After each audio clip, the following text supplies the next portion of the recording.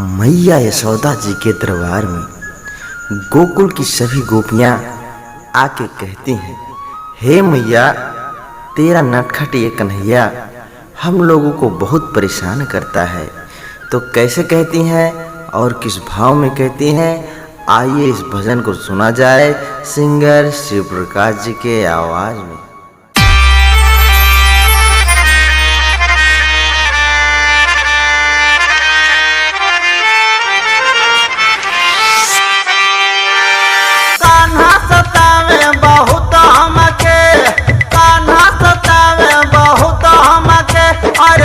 घाट पे आई के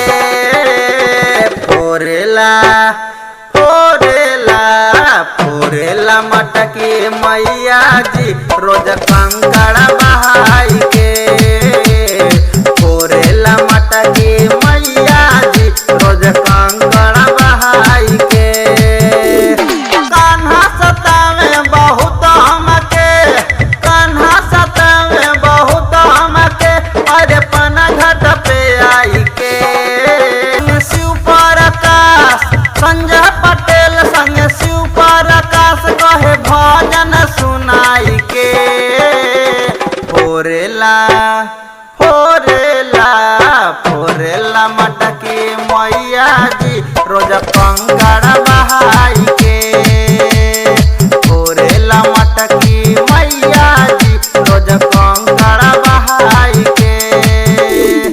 कान्हा सतावे बहुत हमके, कान्हा सतावे बहुत हमके, अरे पना घाट पे आई के। फोरेला फोरेला फोरेला मटकी मैया जी रोज कंकड़